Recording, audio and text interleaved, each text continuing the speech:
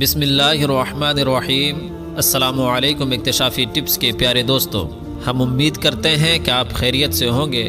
ہماری دعا ہے کہ اللہ پاک آپ کو خیر و عافیت سے رکھے۔ محترم ناظرین، اہل سرسار کی ایک قوم جسے قوم سبا بھی کہا جاتا ہے، اللہ تعالیٰ کی بے شمار نعمتوں کے اندر زندگی گزار رہی تھی۔ یہ قوم ایک الگ تہذیب و تمدن کی مالک تھی۔ حضرت داؤد علیہ السلام اور حضرت سلیمان علیہ السلام کی باعظمت حکومتوں کے بعد ان کی قوم ہر خاص و عام کی زبان زد تھی۔ کہا جاتا ہے کہ یہ لوگ گندم کے مغز سے آٹا پیس کر روٹیاں پکاتے تھے، لیکن اس قدر اسراف کرنے والے اور ناشکرے تھے کہ انہی روٹیوں سے اپنے بچوں کا پاخانہ صاف کرتے تھے۔ ان آلودہ روٹیوں کو اکٹھا کرنے سے ایک پہاڑ بن گیا تھا۔ ایک صالح شخص نے وہاں سے گزرتے ہوئے وہاں کی ایک عورت کو دیکھا جو روٹی کے ساتھ اپنے بچے کے پاخانے کے مقام کو صاف کر رہی تھی۔ اس شخص نے عورت سے کہا، تیرے اوپر افسوس، خدا سے ڈر، کہیں ایسا نہ ہو کہ خدا تیرے اوپر اپنا غضب ڈھائے اور تجھ سے اپنی نعمت چھین لے۔ اس عورت نے جواب میں مذاق اڑایا اور مغرورانہ انداز میں کہا، جاؤ جاؤ، کیا تم مجھے بھوک سے ڈرا رہے ہو؟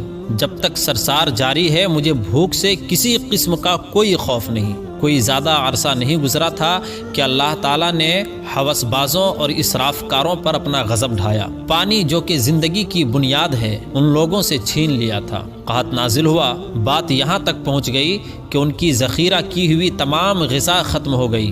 آخرکار وہ مجبور ہو گئے کہ انہی آلودہ روٹیوں پر ٹوٹ پڑیں جو ان لوگوں نے اکٹھا کر کے پہاڑ کے مانند ڈھیر لگایا ہوا تھا، بلکہ وہاں سے روٹی لینے کے لیے بھی صف لگتی تاکہ ہر کوئی وہاں سے اپنے حصے کی روٹی لے سکے۔ کفران نعمت، قحط اور ان کی بدحالی کے بارے میں متعدد روایات موجود ہے۔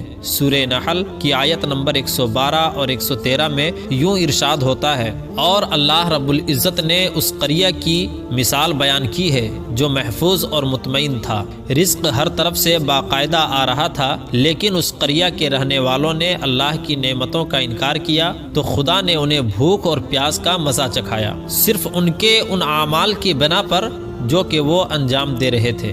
اور یقیناً ان کے پاس رسول آیا تو ان لوگوں نے ان کی تکذیب کر دی، تو پھر ان تک عذاب آ پہنچا کہ وہ سب ظلم کرنے والے تھے۔ اسی قوم سبا کے بارے میں ایک اور واقعہ بیان کیا جاتا ہے کہ ان لوگوں نے اپنی زراعت کو بہتر طور پر کاشت کرنے کے لیے پانی ذخیرہ کرنے کی خاطر بلخ کے دو پہاڑوں کے درمیان ایک بہت بڑا بند تیار کیا ہوا تھا۔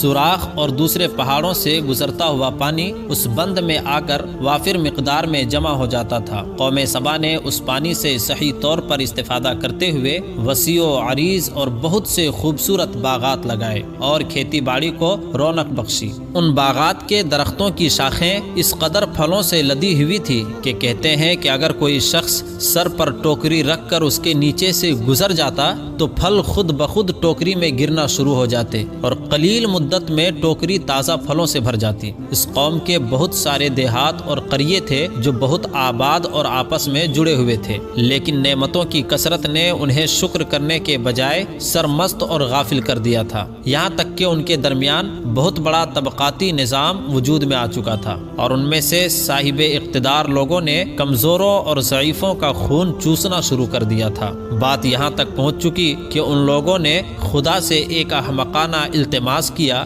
جس کا ذکر سورہ سبا کی آیت نمبر 19 میں ملتا ہے۔ انہوں نے کہا، خدایا ہمارے سفروں کے درمیان فاصلے زیادہ کر دے۔ انہوں نے اللہ تعالیٰ سے یہ التماس اس لیے کیا تاکہ غریب و بے نوا لوگ عمرہ اور ثروت والوں کے ہمراہ سفر نہ کر سکیں۔ ان کی خواہش یہ تھی کہ آبادیوں کے درمیان خشکی ہو اور فاصلہ بہت زیادہ ہو تاکہ تہی دست اور کم آمدنی والے لوگ ان کی طرح سفر نہ کر سکیں۔ اللہ تعالیٰ نے ان مغرور پیٹ کے پجاریوں پر اپنا غضب نازل فرمایا۔